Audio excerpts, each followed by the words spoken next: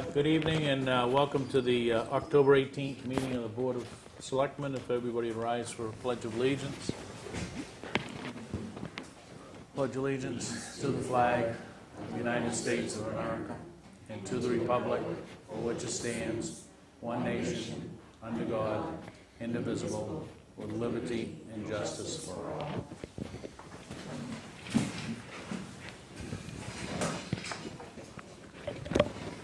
First item on the agenda here is to elect the chairman pro tem for tonight's proceedings. Nominate Dennis Abbott. Second. Any other nominations? Nominate. All, I guess we can pass this around all we want, right? I'd entertain a motion to nominations cease. So moved. Second. All those in favor? All those in favor of electing Dennis Abbott as electman chair pro tem for the night? Thank you. I don't have to get sworn in, right? Or sworn at. Any announcements from the board? Well, wait, get into Okay. reports. I have a question. Yep. Approached by a citizen of Limerick who does have property in Waterboro. This was in mid-September. Went to put a boat in. I don't know if somebody was on duty or not. He said there was somebody from the town there and told him he could not put his boat in because he wasn't a resident. As far as I know, that's a public boat landing, right? Absolutely. Doesn't matter if you have property here or not. Doesn't matter if you're from Fort Kent. Yeah, right. That's what I told him. I said, I don't know who you talked to or whatever, but it was misinformation, so. Okay, sensing we're all set with announcements, we do have an appointment. We do have an appointment this evening. We've got Kimberley White-Kaiser and Dennis Lajoie from CMP. Kimberley is the York County Emergency Management Director. The subject is kind of a bit of a review of Tropical Storm Irene. And I'm probably one of the reasons that you're sitting here tonight, because I think we've, in the last few years, we've had a number of meetings with York County and CMP, and I believe it was Chris, is it? No, Tom DePeter. And he was he the managing director over here in Alfred, or he was it? Right. Okay. Now I guess he's the operations manager or something. He's the director of operations for the company. Correct. And I think what we had started, and I think Bob was your predecessor. What we had started with those two gentlemen was a pretty good dialogue of what the expectation is during emergencies. And I think it really started, I think, on the tail end of Patriots Day storm, maybe, or even after that. But it happened in 2009, I think, or somewhere in that neighborhood, where we started a pretty good dialogue. And I think what we had kind of from an agreement from Tom is that every morning he would put out a kind of a status of where we are and what CMP was doing. I think that went to Bob. Bob faxed that out with the daily news to everybody, and probably Pam remembers this more than the content of it. But I think what we were somewhat distressed with is that during this most recent one, we were pretty much out of that loop, even though, and I think Matt Boers, who was representing the town at the time from an EMA perspective, did the daily meetings and those kind of things. We still had really no visibility of, was there even a CMP crew in town? So for us to plan and organize and say, where do we have to focus our emergency management people, our safety people, it leaves us a bit in the lurch. And I think one of the things that happened before was that we had a pretty good success And I think it really was kind of on the tail, I guess it was on the tail end of the second ice storm, right? Not the ice storm of '98 that we all remember, but the second one where more York and Kittery and whatnot got decimated.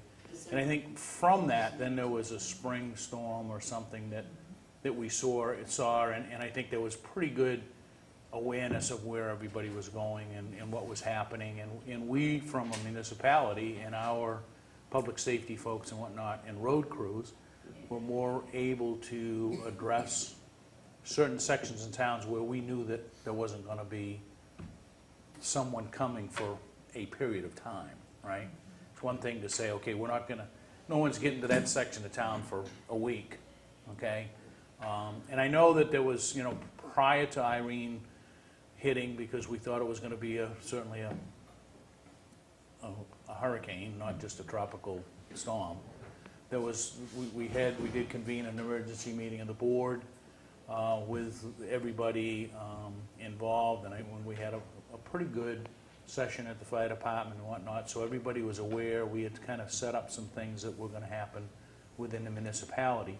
I think after that initial approach, which we were pretty well in tune with, then, you know, and I understand after it all happens, then there's a lot of reaction that's going to go on. We think, and I think to a person, we all believe that we were somewhat out of that loop this time.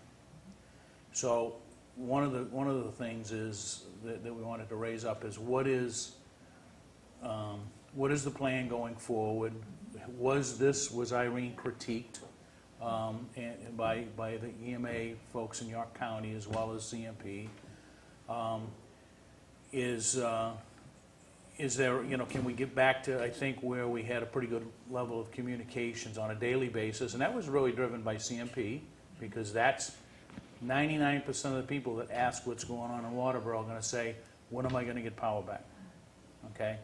And I know that you have a spokesman, and your spokesman, you know, even before the storm said, you know, we could expect people to be out for a month. Well, that's nice, but probably wouldn't have happened. Probably a statement that was a little bit outlandish, in my opinion. If we're out a month, then we probably need a different power company. I'm not sure, but to react to some of those things. But so we just want to start the dialogue again. It happened pretty well and pretty extensive in 2009. I think we had minutes from March 2009 or May 2009 Board of Selectmen's meeting. So with that, maybe we can open the dialogue up of where we think we are, and you know, and from where you folks sit, you may say, well, gee, everything went perfect as far as we're concerned. You know, I'm not sure that there would be a, you know, consensus on this side of the table that happened, but and we understand you can't fix everything at once, but at least information is the biggest thing that we're looking for. And, you know. And if I may, I'll go ahead and I'll answer the information piece, which is what my office handles. I come from a small county up north in Mid-Coast, and in the Mid-Coast we had a email group where once the storm started, I began emailing immediately to the towns, to the town officials. My contact person is always going to be Pam. In Pam's absence, we use Matt. Did a great job. Yep. I could call him anytime. What I might suggest to cure part of this, to make communication better, is I'm more than happy to reconstruct and have a very robust town email list. I also have, and Dennis was a part of all of our conference calls. You are more than welcome to be part of that, and I will certainly open that up to you and make it available to you. It's the same number every time. You just kind of give you a heads up and say. In that forum, you are able to ask Dennis, myself, anyone, what is going on. We actually have John Jensenius on that conference call, and John Jensenius from the National Weather Service, and you can ask him any question you wish. So what I'd say for this particular storm is it was rather out of the ordinary. It kind of snuck up on us. We were expecting the absolute worst, and then it shifted. I remember at noontime looking out the window and going, what's going on? The rain stopped. Things happened very quickly. There were different parts of the county that were affected in different ways. But what I can say for my part in communication is absolutely, I am more than willing to make sure that you have those emails in front of you. I will send them to you personally. If you want them sent to the town office, we can do that. I want you to be part of those conference calls. I absolutely do. And if you didn't have that information, well then I apologize for my office. You should have had the opportunity to get in on that. I will say that Matt Boers, very active during the storm in Hampstead, and he definitely was on each of the conference calls. So I want you to know that. I did all the conference calls as well. Did you? Good. Yes. So and does that work for you? Is Yeah. that sufficient? Yeah, I think what I found, you know, I love the National Weather Service. John does a great job. Yes, he does.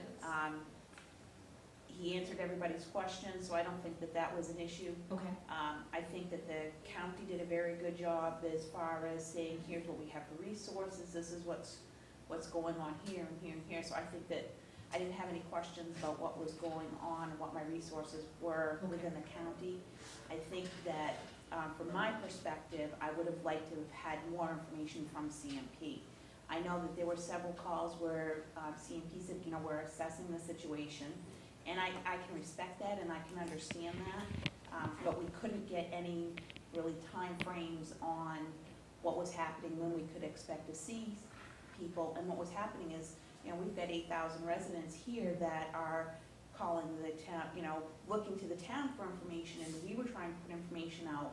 We did flyers in the stores telling people to make sure that they were prepared. We made sure that we had water sources available. So we did all those things. We were missing that piece of information. And to be, you know, a specific piece, and I still don't know exactly what happened here, but there's on Chadron Ridge Road, there's a wire that's about 15 feet or 20 feet off the ground with a branch that is down in the middle of the road, and the upper part of it is over the wire.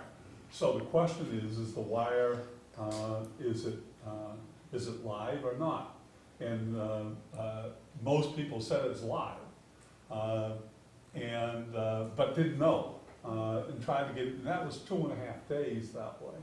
So you got school bus going under that, and the windows open in the school bus, and the brush going, the branch going into the windows.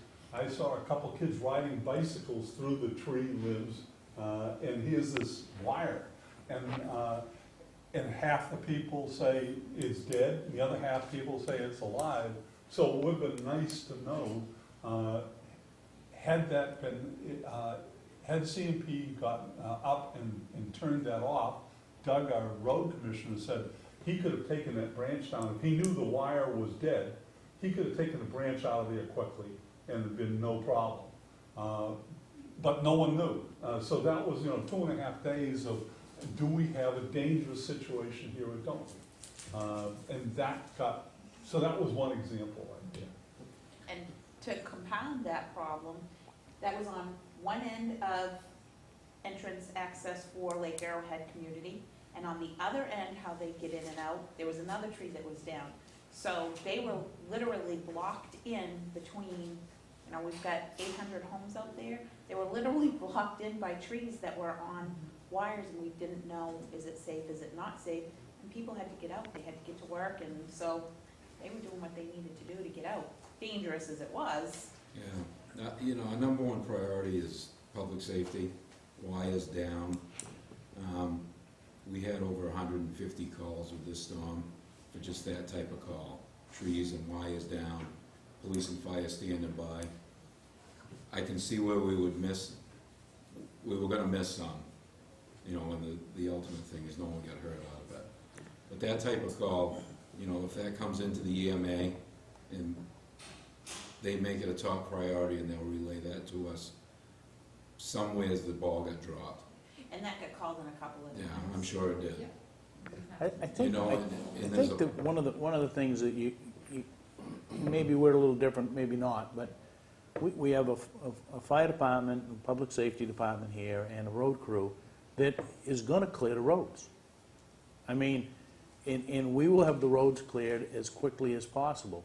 What we need, and I don't know if resources are strained at CMP or whatever the case may be, even if it's somebody in a pickup truck, to be able to come to this municipality within hours of this thing going through. And with the road commissioner and the fire chief, and picking out those spots that we know that there's questions on, all right? To be able to say, okay, we're not gonna wait to open up a road. And unfortunately, there are some times that, you know, guys are gonna do something that we probably shouldn't be doing. And we wanna avoid that at all costs, but there is never a hesitation on the guy's parts to the fact that, hey, if we have to get access to 60, 80 homes, we're gonna get access to 60 or 80 homes, okay? And I think that, you know, these guys they do all of the things that they can to do this by the book. But what an assist it would be if we had just somebody from CMP that could get out here for a half a day right after one of these things, instead of doing this assessment for, you know, an inordinate amount of time from our perspective, okay? Because we're trying to clear stuff and debris out of the roads as it's happening, okay? So if we had somebody that could come out and make a quick assessment with the road commissioner and with the fire chief in tow, and say, especially like a Chadman Ridge Road, this thing is down, you guys can get, you know, get the road cleared, get the road cleared. Or don't touch this thing, and we gotta get a crew in and shut stuff down, or whatever. So at least it gives us that real high level of safety that we don't do something, or somebody doesn't get overzealous and do something stupid. And then we all sit around saying, you know, what are we doing? But the nature of the beast here is we're not gonna sit around for 2-3 days waiting for something to happen before we start clearing up. Because, you know, we're trying to, this is, you know, especially with this one, where everybody had to go to work, right? I mean, if you got away from this area, there was power and people were had obligations. So, as Tammy Jo mentioned, people are gonna go to work and they're gonna make the wrong decision. So we would like to be able to at least clear the road and make, and help with that decision. So, and I don't know what CMP's status is these days.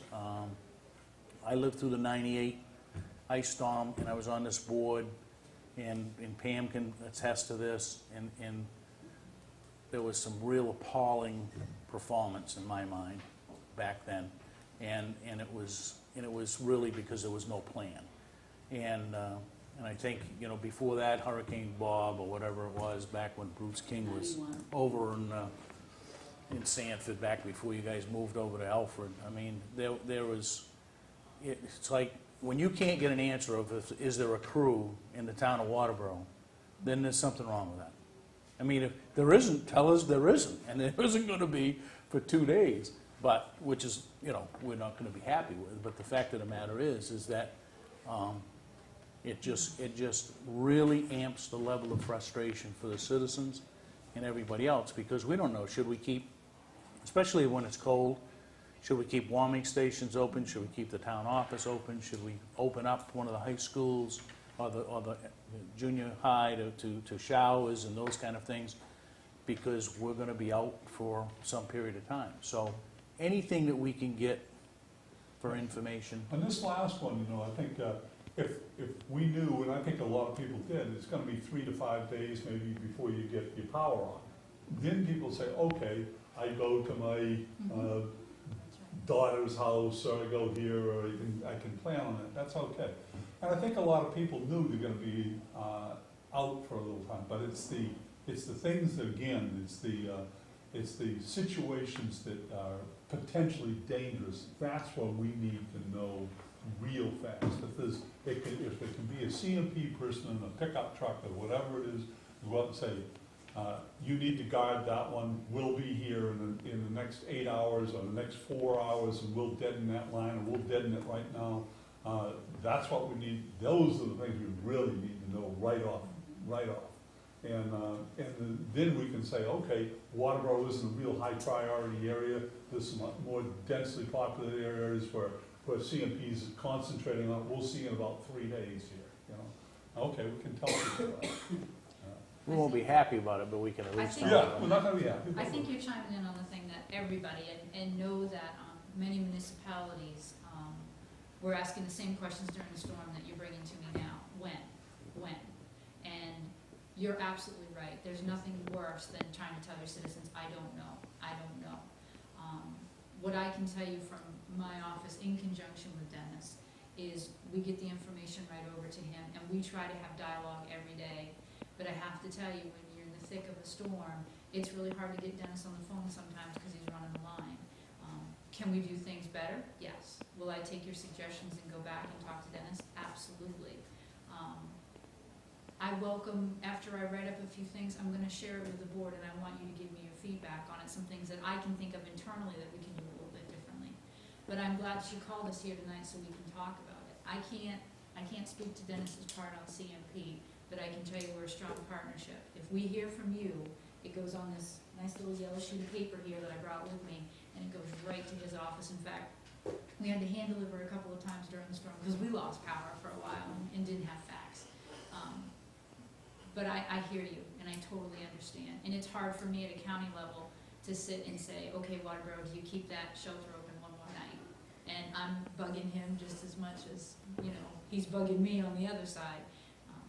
It was a tough storm. It wasn't a storm of much, I won't say not a lot of damage, but the damage was more emotional. There was a lot of emotions with this storm because it was a long power outage, but it was beautiful out. And that's what you mean by people going to work and having electricity and driving to work and starting school, because it was the first week of school. So it was a lot of things that culminated.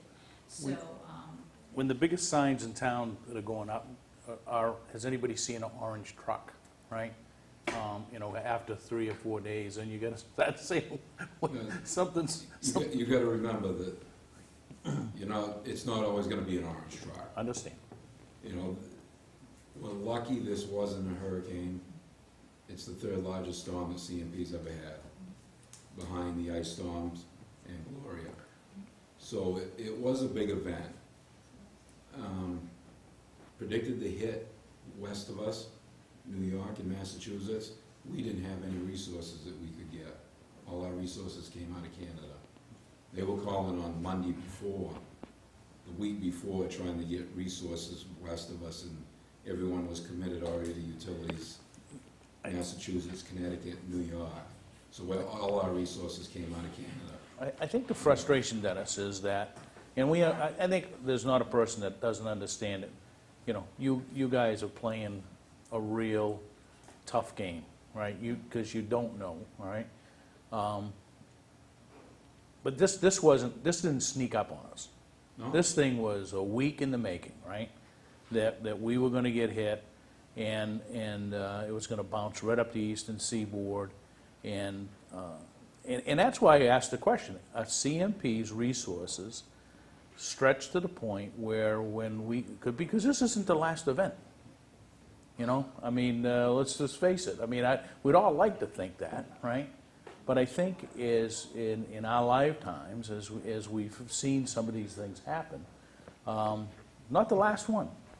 And I think, we all know what happens, with the winter blizzards and all of that. God, we live here for a reason, and we understand how to take care of those kind of things and whatnot. So when the kind of the abnormal, out of normal thing happens, then we see these kind of things. But whether it's a Patriots Day storm, or whether it's a mini ice storm, or the big ice storm of '98, or whatever the case may be, these things probably are not going to go away. And I for one, and I understand that there's a different CMP today than there was years ago, but does CMP have the resources to even deal with one of these things anymore? I guess that's a question. No, we don't. So you have to depend on. That's right. We always have, since even '98. We had more outside crews than ever. We can't staff to take care of that type of an event. There's just no feasible way that. No, and I don't think anybody would expect you to have Right. that many resources sitting around waiting, right? And that's why we rely on contractors and out-of-state crews, out-of-country crews. We had crews that were in state from Canada Saturday, so they were here. We had 64 crews, I believe it was, that they had already secured and were in state Saturday night.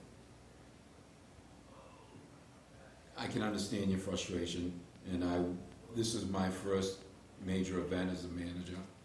I will make a better effort in communicating with Kim on statuses daily. And I don't even know if, I think we've kind of scoured around a little bit here, but there was a pretty simple format that I know that Tom had. It was just the facts, right? It just said, hey, this is where we are, and this is where we're working, and this is, we're gonna be here today and here tonight, and, those kind of things. It was So the it- briefing that he sent out to his own staff. Right. Right. He was including us in that fax list, so the correspondence that went out to all of the crews assigning out is what we were getting. And I think we were getting 2 or 3 of them a day. We got one in the morning, we got one in the afternoon with an update of this is where Right. we were, Yep. this is where we are. And then we got another one in the evening that said, this is what we've accomplished today, this is where we're going tomorrow. So we always knew something had been done, where they were, and when to expect them. And those worked out, they were just short little things, but they worked out great. Yeah, I think from the EMA perspective, and Tammy Jo's right, I mean, she was on the calls with Matt and whatnot, and the communications in town, I think, is best that we've had. I mean, because I think we're more prepared for those kinds of things, because we've had some stumbles on our own in town. So I think we feel that we're in a pretty good shape with all of that. I think the big piece here was, because we had had some success prior to, it was like, okay, what happened to that? And I understand people change and, those kind of things. We don't have one of these things every day, so it's not like, here's the operational blueprint, right? And that's really why we wanted to kind of just tee this up. We're very parochial, as you would guess, in the fact that we want it all for Waterboro. But, we know every other town does too, so. That's right. What I can do is, we can work together, and if there is such a report that can be generated, I'd be happy to relay that through our office. Matt will help you out a little bit. Yeah. I was unaware of the report, so I think it's a great idea, so. Yeah, and it took Tom quite a few years to get to that point. It didn't happen when he first came Yep. to Alfred as the manager. I worked for Tom for 10 years.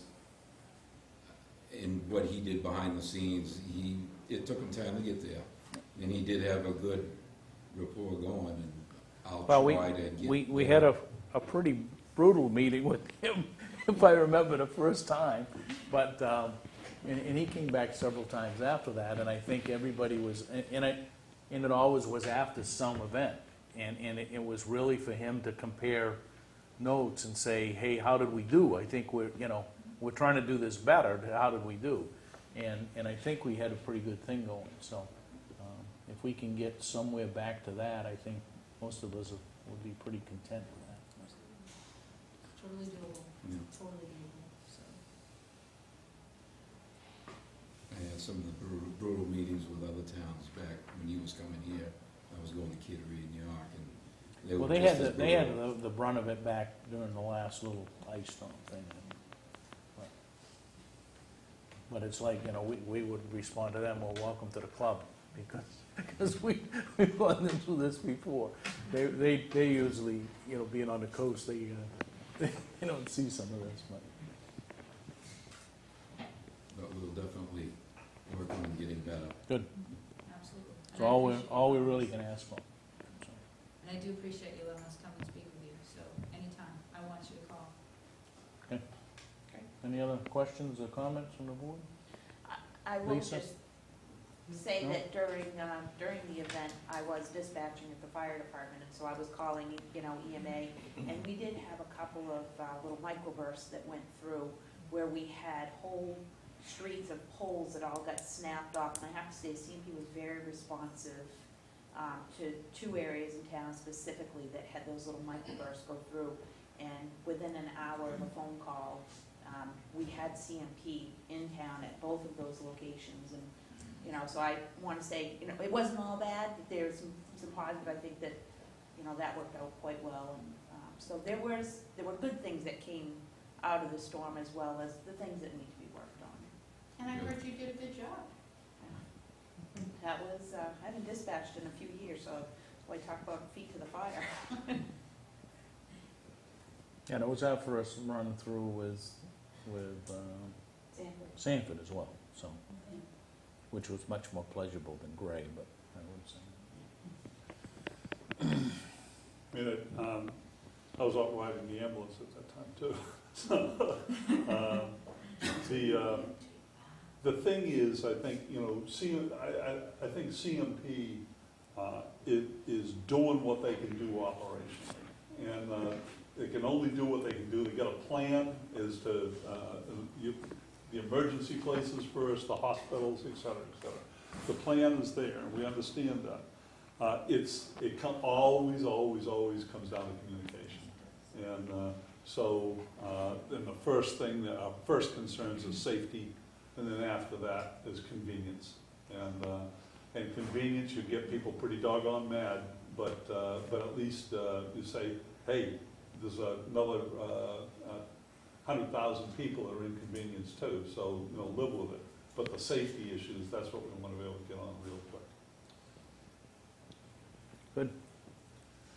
Thank you, folks, for coming in, and we'll look forward to hearing from you. Absolutely. Thank you again. Thank you. Kimberly, do you want our, this statement tonight? I would 'Cause we love can- to have it. If someone would move to bring item 1 of old business forward. Thank you. They actually did do Do it. I have a second? But I don't know where it Yes. is. Yeah, well, we get it now. So,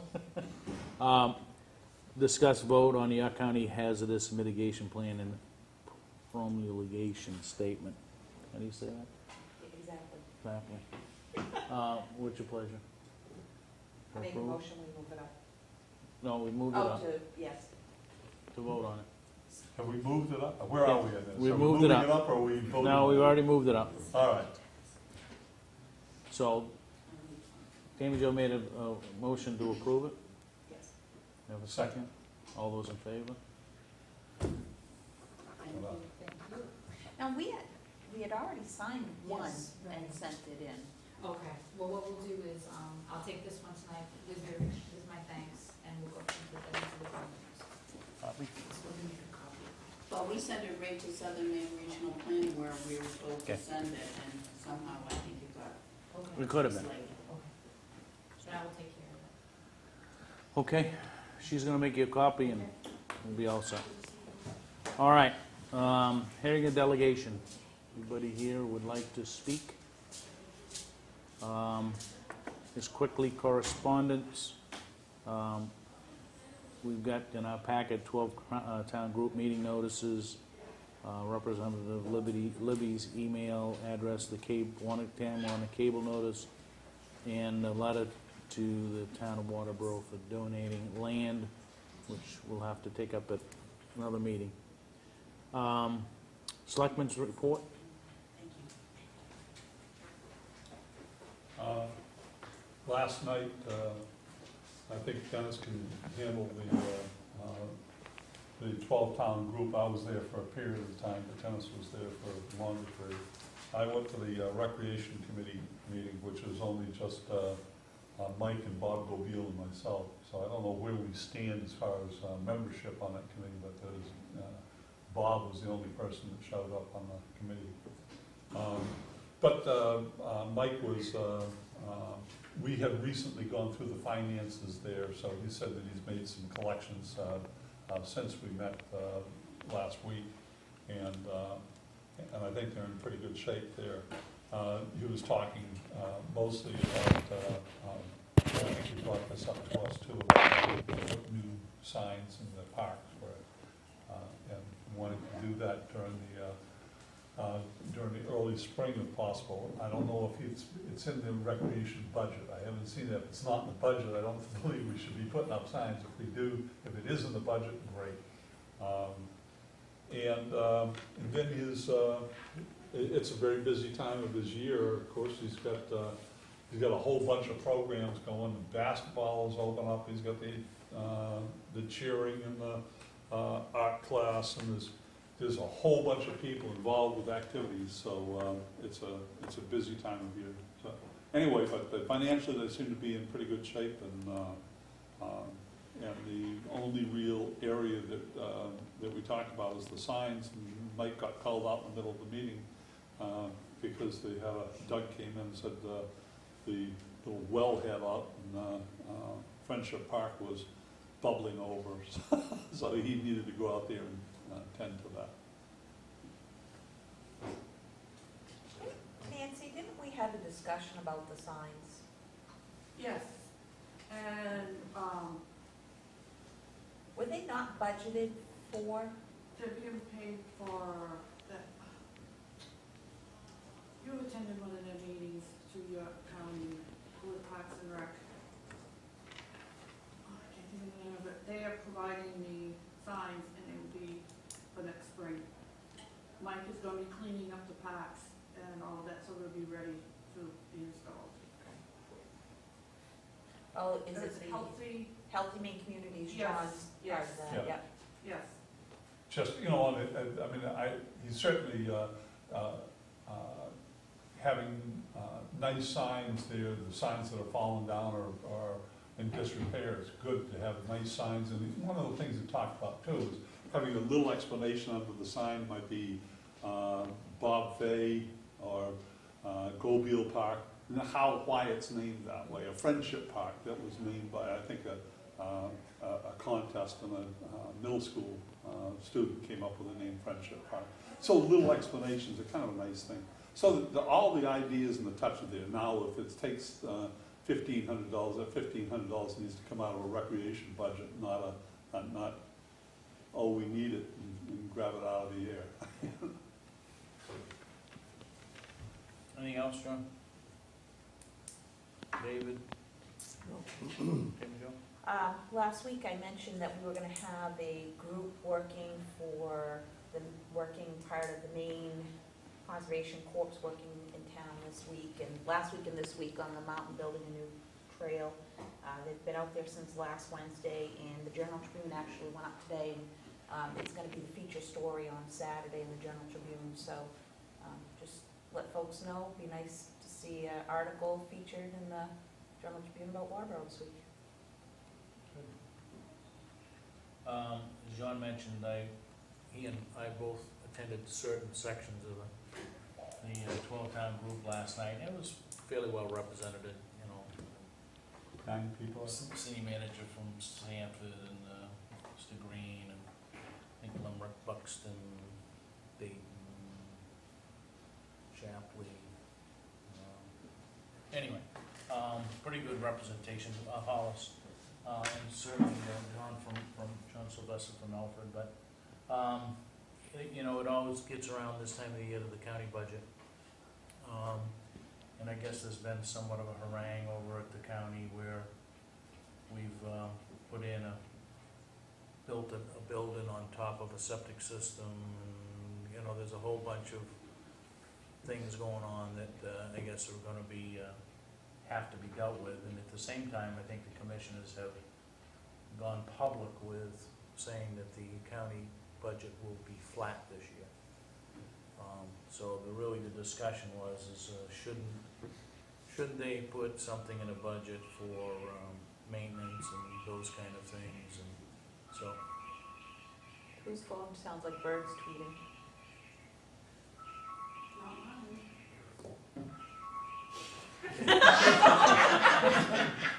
Sorry, I guess that guys. would be you, Dave, huh? I never get phone calls. That's quite a nice ring, though. So anyway, I think more to come on that, and it was kind of a little bit of a philosophical discussion in and around fireworks and what different people are doing and whatnot. So I think a lot of towns are just kind of waiting and seeing, but January 1st is coming, and I'm not sure you get to wait and see after that, so I think it automatically gets adopted, so. But general, I think, you know, kind of a little bit some single stream discussion relative to how municipalities are doing and whatnot, so, fairly informative meeting, but pretty informal as they all are, so. So the county budget will be probably the topic of discussion, I'm sure. The new county manager did not make it last night. They're gonna try to get him to the one next month, so, see if that happens.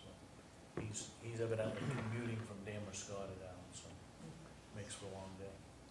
Now, I don't know if Tammy brought this up, we talked about it last summer, about trying to buy items with other towns. I mean, has that been discussed further, doing services, I know there's a lot of logistics and. Yeah, there was some discussion about it, particularly going through county government and trying to do like bulk purchases with county government, and it never got off the ground really. Did we start doing some bulk purchasing though, Nancy, here with another, who are we bulk purchasing with? We do Southern Maine Regional Planning, Right. we use them a lot, if, COG has good bid, we go with them. I mean, we're doing some of that already in town, but. One of the things that was brought up, and evidently, and I haven't seen it, and I'm not sure that it's come to, it might have come to Gordon, might have come to you, Nancy, but there's a survey from MMA to look at all of the cooperative things that municipalities are doing with one another. They're just trying to, get every town to say, these are the things that we do. 12-town group is a perfect example of that, and some of those things, and feed that back, because the general feel from even the governor's office and a lot of the folks in Augusta is that the municipalities don't do cooperative things, and they should be.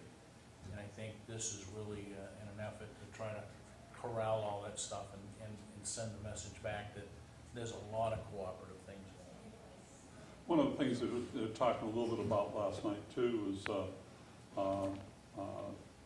with the county budget, looking at possibly laying off a couple of deputies and losing some people. Along with that, when they're pushing that towns like Waterboro pick up contract deputies, and so there was some questions about that, and whether you should go with your own police department or do as we have done with the contract deputies. And you have one or two contract deputies. I think it makes a load of sense to do it as Waterboro has done. For one thing, there's a lot of hidden expenses there, such as training, such as collaboration with fellow police officers, which needs to go on. And if you have a real small municipal police department, then you get hit with all of it. You've got to keep these people trained, and you've got to keep them informed, and that is an expense. At some time, Waterboro will have a police department, I imagine. But at this point, it certainly makes sense to do what we're doing. So our officer may possibly be called out on county business on an emergency when he belongs to, we're paying for him, but on the other hand, I think we get, the amount of times that happens is pretty small, and the support services that our officer gets from being a part of the county is pretty beneficial. Is there a state statute that says they have to have county sheriffs? No, David.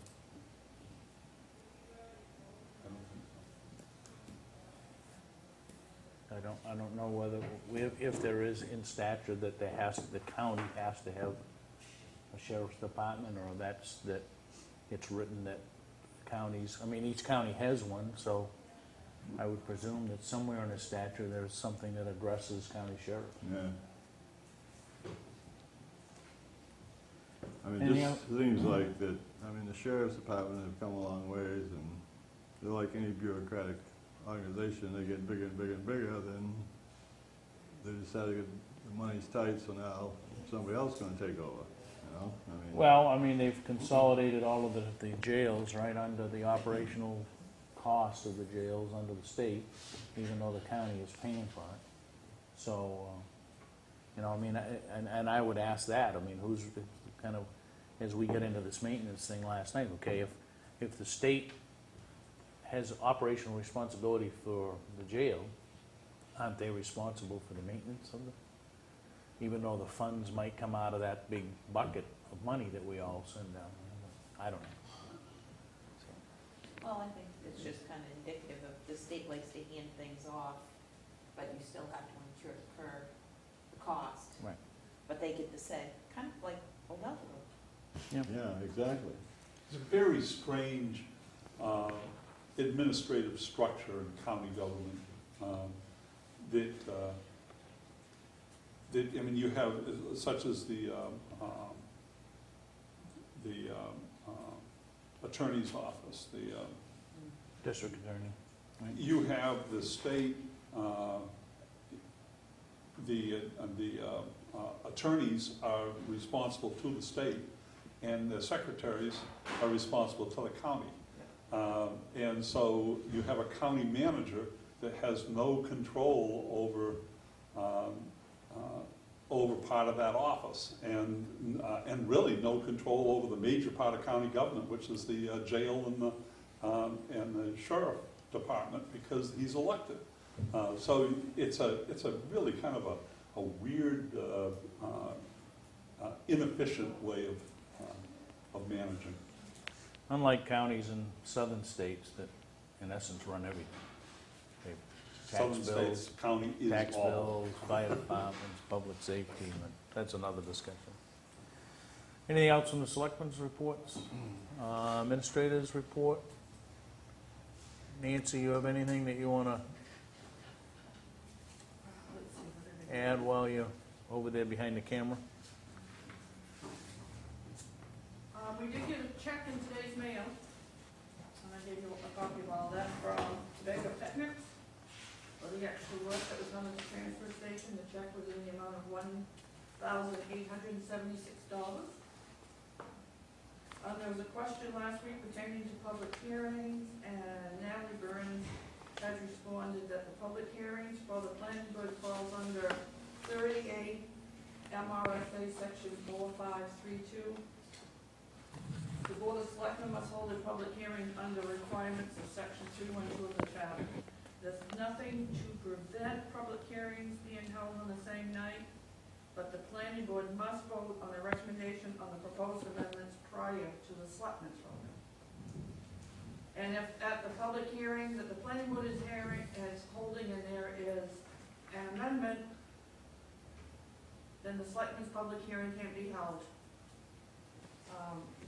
And Tina sent a question to her to clean up the answer. Planning board should have the legal review completed before sending it to before even their public hearing. Yep. I think that's where we went off the rails here a little bit. So. And the budget timeline for our upcoming budget is been given to you, and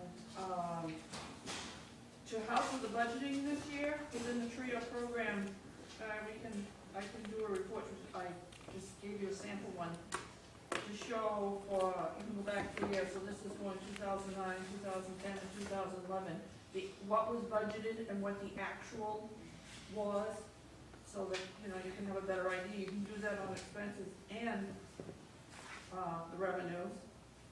So not just what was budgeted in that year, but was actually spent in that year. So you'll have what they put in their budget and what the actual was for the Okay. past 3 years. That will give them a clearer picture on where the budgets have been going for 3 years. Yep. And also we can use the initial request worksheet. I gave you a copy as printed right off from TRIO, but we can also put it in as an Excel file to be used. I'm just Good. trying to do something that will make it easier for the department heads and everybody to put together a budget. Okay, anything else, Nancy? That's it. And actually, when I think David has the trio hooked up, so that's one of the things that the department heads will be able to do, is they'll be able to go in and get their own reports. Okay. I'm sorry, I've been on the phone, we had a camera that had a malfunction, and the computer that's hooked to SRTV doesn't wanna work, David, so, So much for vacation. yeah, we're, All right, moving along. New business. Gerard.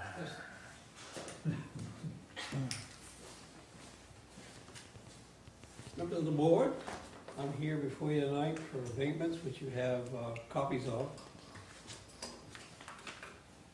And one that is not on there, but it's a poverty abatement, and I can discuss that when we get to that number. You don't have it in front of you. 1216 is it all right to start now? Yep, go ahead. Didn't want to jump ahead. 1216 is really a supplemental, not an abatement. So the form that you see here is, it has to do with the Violet Woodson property, has to do with the next one, which is 1217. That's why the bottom part is filled in as a supplemental, so maybe this should have gone in as, see, it doesn't matter, it's too late. But anyway, if we go to 1217, the property was assessed to the wrong owners because of a division of property. This is Violet, Clinton, Woodson.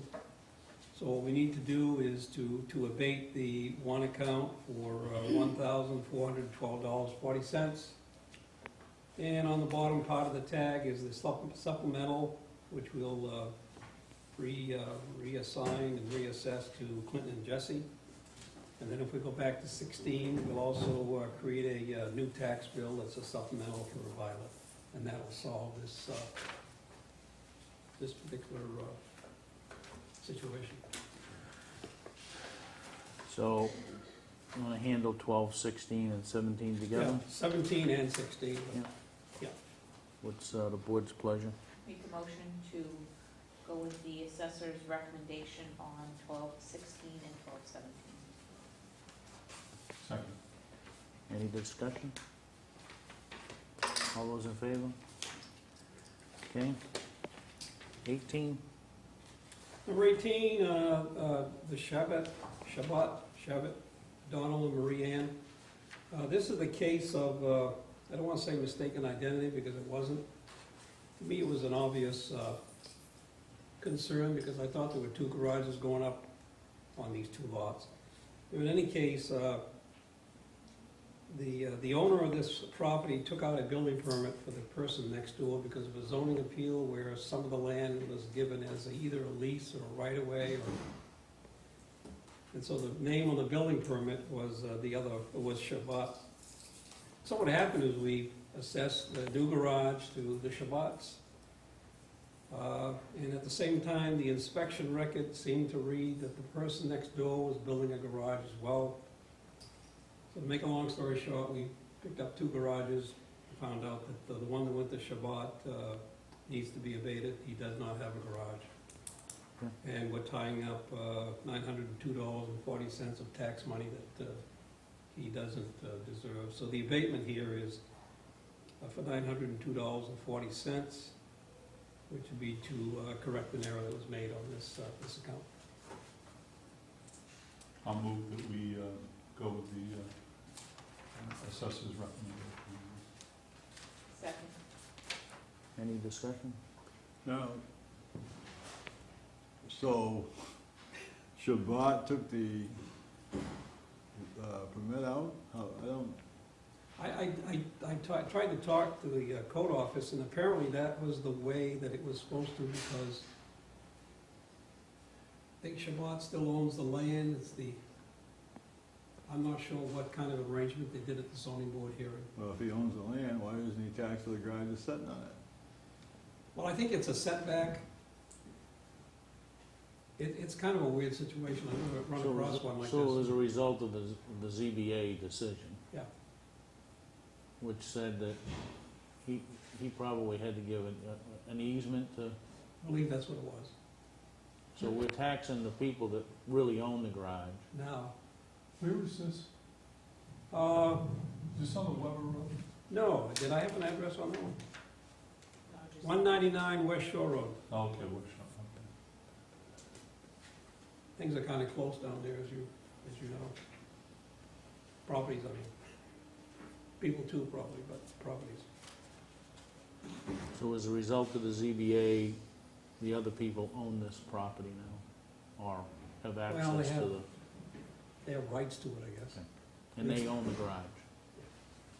So They're it's, being taxed for the garage. so instead of taxing two people for it, this means we're only gonna tax one. Right, but on the surface, it appeared that we had two people, and it's not unusual for people to build garages in the summer anyway, so. Any other discussion? All those in favor? Opposed? Motion passes 3-1. Moving on to 1219. Yep.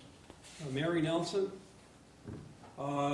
mistaken identity on an address, and somehow it led to changing the accounts. And when we changed, they're related, by the way, both this one and 1220. Nadeau, Jason and Emily, it's related to, it's a front and back situation on Pole Line Lane. If you're familiar with Pole Line Yep. Lane, when you drive on the left-hand side, there's a double unit, you keep on going, there's another double unit on the left-hand side, and those two got mixed up. For some reason, in my mind, the addresses don't work if we put them back, but never mind, it's the way it's gonna be done. So anyway, we're abating, number 19, we're abating $3,074.40, but we're picking it up on the supplemental. This is neat and clean. So that's what's happening on 19, it's the abatement that's gonna be supplemented to another party. Did you say we're picking it up where? Well, we're gonna pick it up on the bottom, Okay. John. If you look at the supplemental ticket, we don't normally fill that in. When we do, it's because we're getting the money back from the right person, and the amount will be about the same.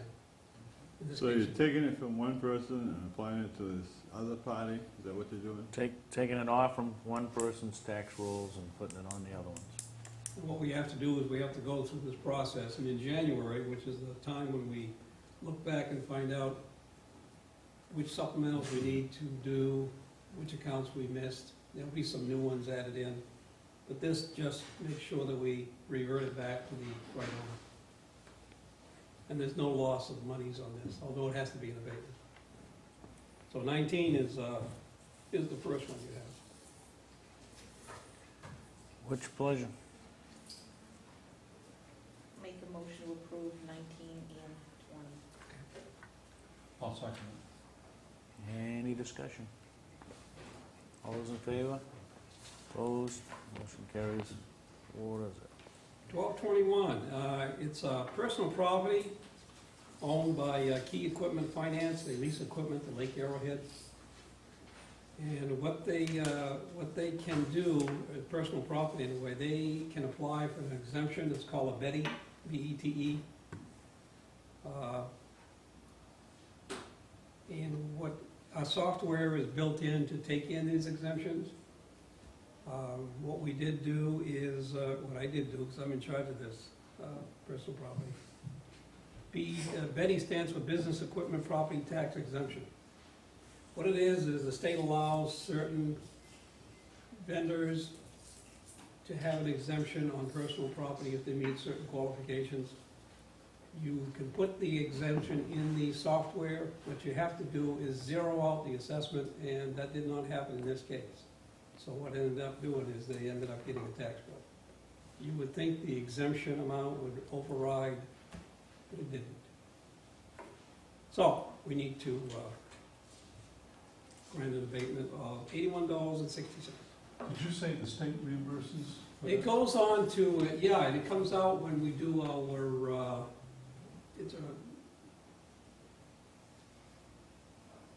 somehow it shows up when we set tax rate calculations. There's a little Betty type thing that comes What in. do you have to do to make sure that happens? That this doesn't happen, No, that the state reimburses us for the action we're taking tonight. We put it in, and then they take a percentage. They explained to me this summer how they do the calculation. We don't get the whole thing back, it's a percentage, but it actually isn't part of the calculation. Maybe when we do the state valuation, it's one of those calculations. There are many others, but. So this is a sliding one, right? I mean, as time goes on, we're gonna get less reimbursement from the Yeah, as state. time goes on, we're gonna get down to zero at some Right, point, I would think. I don't know I think when, it was like I think a- that's what they're trying to do. 7 or 8 year program, Yeah. right? That, We will not get any more personal property monies. So you got So- $12.21 for $81.60. and a motion would be forthcoming. So moved. Do I have a second? Second. Any discussion? All those in favor? Opposed? Motion carries. You Last got- but Go ahead, Jim. Last but not least, without mentioning names, I think Nancy J. had discussed this one with you. And I think what we decided, or at least what the board decided, is to grant an abatement for $617.15, 16 cents, $617.16. It will be in the book, by the way, as the last item. It'll be abatement number 1222. Did I fill it in? Yeah. Okay. So it's a quality abatement, and I guess it needs to be abated, therefore I need the board's approval to grant an abatement of $617.16. I'd entertain a motion for the poverty abatement. And I would presume that all of the stipulations that we had initially were in this, correct? Nancy J. Went over that with me today. So, I'd accept a motion to approve. You got it. Second? Someone? Second. Second by Dave. All those in favor? Opposed? Thank you. Thanks, Jerry. I Thank you think very I'd much, like board. to see another time, though, those stipulations in front of us. I mean, Jerry may know, but we had quite a I lengthy. don't Yeah. think I know the real details. Yeah. Okay, I think, And you he know, shouldn't know the real details. no, not but, supposed to. I mean, we were the ones who made the Yep. decision. Anything you want me to tell Nancy tomorrow? or- Yeah, the next time, I wanna see, Yes, she is there. Nancy, you're in at the right time. We're talking about that abatement that we're doing the last one. Yeah. And I think they had a question about. We the- we already voted, Nancy, but David would like, as, in the future, that we at least have the package for our, there was some agreements with this, so. Oh, okay, yeah, I Okay. didn't realize Yeah. that you needed that after the fact, so. So that was just, because we were taking the official vote tonight, so. But, so in the future, if you can just, if we get to one of these again, just Put something together, put something together for the board's eyes and we'll go not a from there. problem. Good. Thank you. Thank you, folks. Item 2, discuss staff cross-training and restructuring. We brought this back to, as part of where do we stand. So I guess I'd look to Nancy for some input. It's part of the goals that we discussed last Thursday night. So it'll be part of that discussion then. How about item 3, discuss the budget planning timeline? I see that you have this very nice schedule put together. I would presume that there's some, maybe, did Christine have anything to do with this, or was this all the cartoons are cute, that's all. All I had on my side, I got enough of it. All right. So we really need to kick off October 30th with this board giving, in writing to the department heads and committees and et cetera, the expectations and the timeline for the budget process. And then I think this reads pretty much what we had in the procedure, right? So by December 15th, we have all the budget requests submitted. January 7th, the combined budget will be presented to the Selectmen and Town Administrator, and it goes on and on, so that ultimately, I think we are done and submitted to the Finance Committee by February 8th. So, any questions or comments, or? A little side piece that, there's an email that I sent out, I guess there were some people that talked about agreement, and this is kind of tied into it, is the CIP about not having such an extensive document this year and cutting it down to 5 or 10 pages, or is that something that needs to come from this board, Nancy, or is that something you can just feel okay about saying, directing it and saying we'll have an addendum to last year's, and it will keep it pretty simple? Should come from the board. Okay.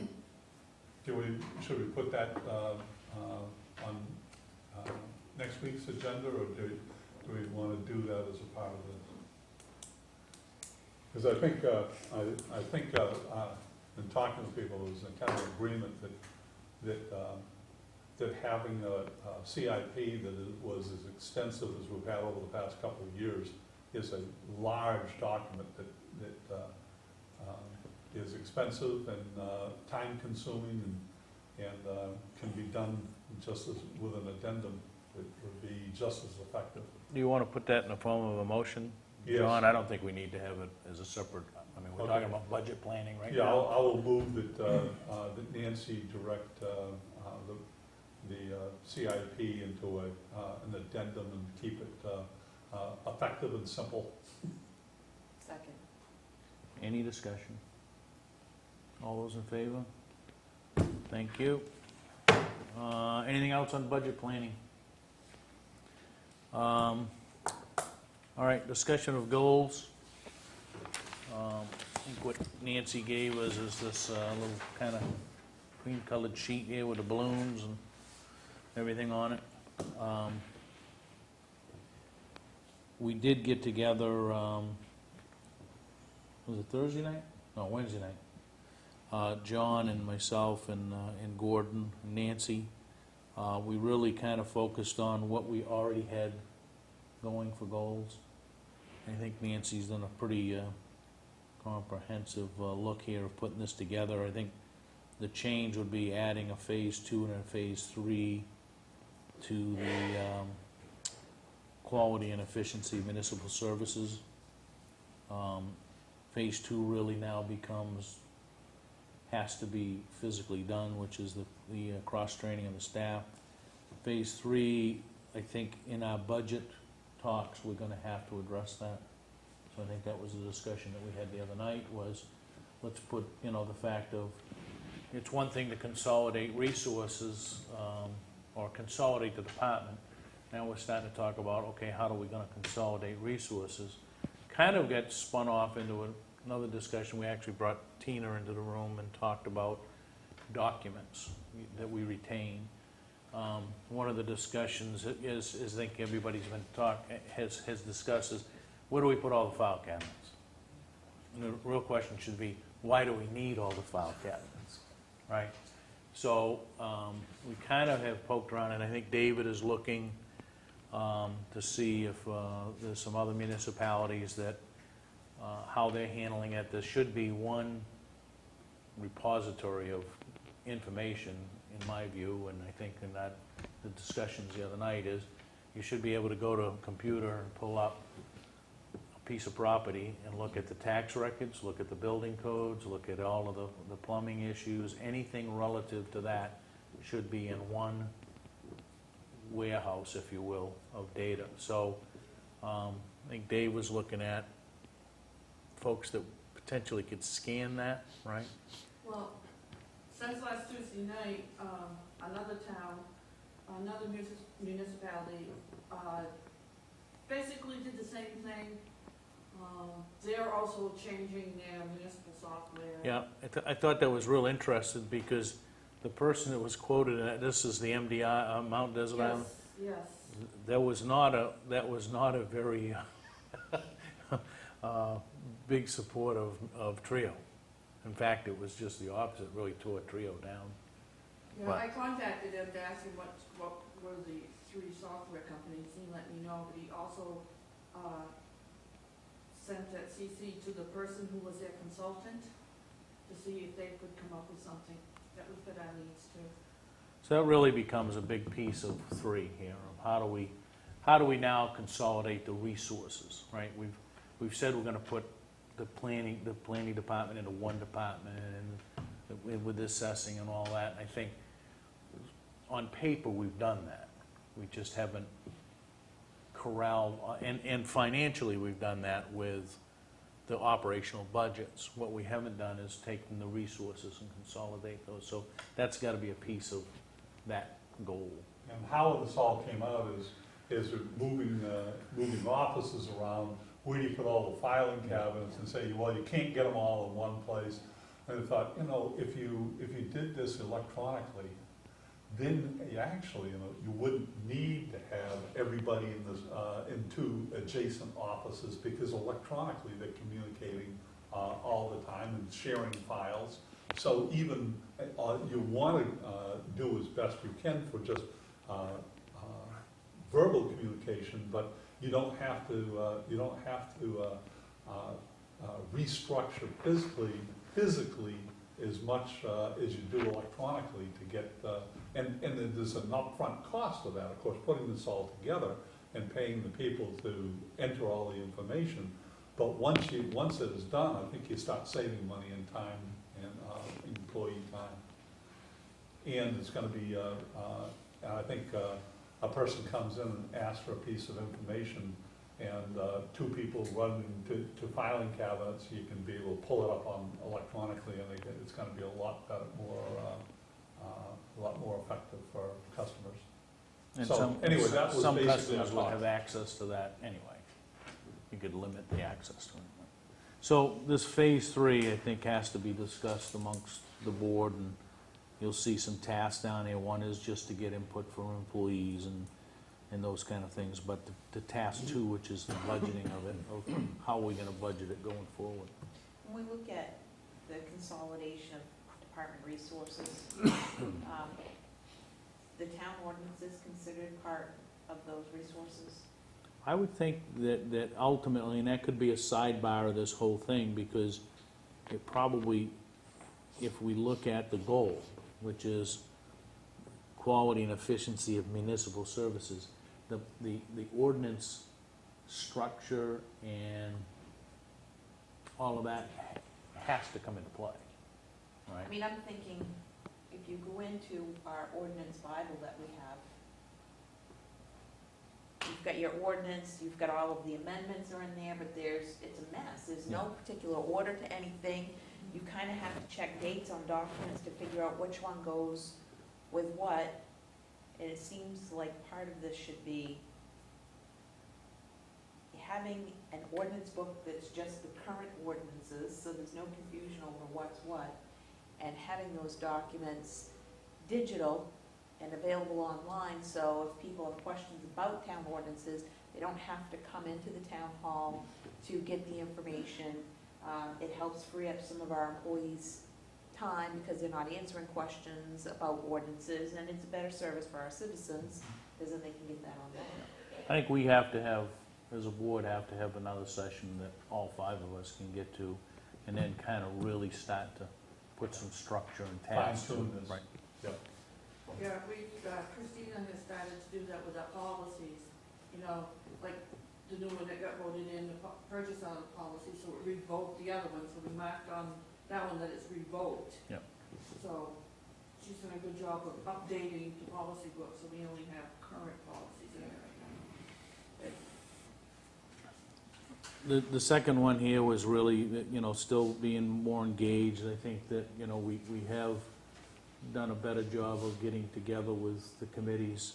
But I think that what we really discussed was need to get all the committees together, or at least the chairs together, and kind of put together a little training package, if you will, that, hey, this is the expectation, you will run meetings with agendas. Agendas will be out so many days in advance and those kind of things. So we really need to work on how do we help the committees better run effective meetings. Right. And then the last one was, we talked about better communications. We kind of had this goal last year about, we'll have some fireside chats, we'll do a newsletter. Needless to say, none of that happened. So we had some suggestions that we would do with Gordon, and doing a red and green or whatever, and Red and green, John. and have Gordon with a full head of Elvis hair or something. Anyway, to have a little bit of a video of, hey, this is what's going on in town. And I think, so we kind of talked about, let's see if we can get together and kind of assign 2 selectmen for each quarter and say, let's put, a 30-minute thing together and just kind of talk through what's going on in town, and maybe bringing in the code officer or something, and, because I think there's a lot of information bubbling up. It seems to be more now than what we had before, and let's see if we can harness that to better communicate, so. And then the quarterly newsletter, and I think that kind of got tossed to Nancy and Christine and the staff, so. So that was, Excuse me, the Yep. quarterly, I put it in as quarterly, but that night we also discussed monthly, quarterly, and it was bouncing back and forth, so I put in the quarterly. the real issue is let's get something, right? Right. And then we can see how successful that goes as we go forward, so. So we ought to kind of get back together as a group and just refine this, but, and I think certainly Gordon was amenable to that, and,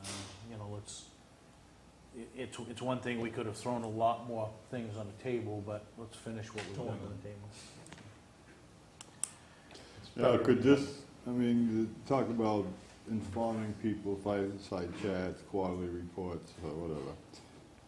Could we not have a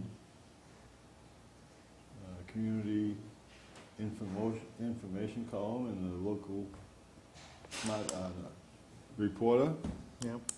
That's. Other towns Yep. have that in local papers. And ultimately, it has to be, I think, I know that in the Journal, I think Shapley, Ruth still writes that, right? Ruth Ham, who's one of the selectmen up there, has written that article for years. And I think that's what it has to come from the municipality if you expect that anybody's gonna do a report. So, Right. so we really need to have somebody that's interested in developing something and sending that in the paper on a regular basis. And there's, probably a whole bunch of other things that we could do, but we can throw that stuff up all on the wall here at some point in time. All right, anything else on goals? Took care of old business already. How about warrants and bills for payroll? Entertain a motion to approve. So moved. Second. Moved and seconded, all those in favor? Minutes of 10/11/11. So moved. Second. Any discussion? All those in favor? Pending decisions, we got the fireworks ordinance, and there's a public hearing next week. Public service announcement, performance bonds, committee self-avows the work on Logan Circle, work with Logan Circle residents, driveway permit language, the research of the deed of the Moon Penny Lane property, transfer station boundary, which is another, I think, in the packet tonight was something from Charlie Brown, right? No, that was. Oh, that was, I'm sorry, that was, Transfer station. I got the two things confused. And then the town administrator's performance reviews, and you guys all should have the document that Tammy Jo had from last year and provided to us, so everybody should have that in hand except for Gordon, but he's got an electronic copy of it anyway. Week's action list. I'm not sure that we had much come out of the meeting from an action perspective, if anything. I got something here that we dealt with last week that I just want to And this is the administrator's annual evaluation. I've got copies of that evaluation we used last year. And so you each all have a copy, and Nancy has a copy. We're gonna ask that you get this done in 2 weeks. Nancy too, fill out her own evaluation, and everybody do that. And then Gordon and I will process it, and we'll get back to you with the results of this and how we wish to go forward with the information we get. And I think Nancy's should be invited to all parts of this procedure. Even the discussion of.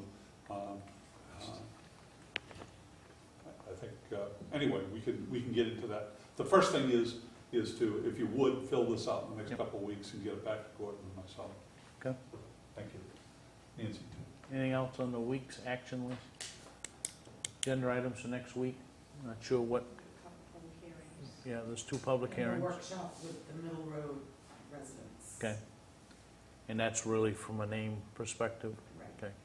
So I think that's gonna take up good pieces of land. So unless something else comes up this week, holler and we'll make sure that it gets on. Have we had any final report from the auditors? There's, Still working? Sharman's supposed to have something to us like, was supposed to be the 15th. Have we got a draft from them? Are they talking about this week or? I'll give a little Chris, tomorrow, find out. Because he said that it should have been no problem. It was 3 weeks out, right? And that would have put us sometime this week. Anything else? Items needing signatures, warrants and bills for payroll, the minutes, property tax abatements. I already took care of the York County hazardous mitigation plan.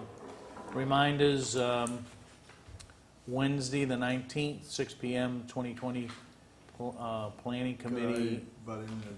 Is that, I think it's 5:30. Didn't I see an email from Diane? Did they move it up? Could be, I mean, they're gonna be here at 7, right? Yeah.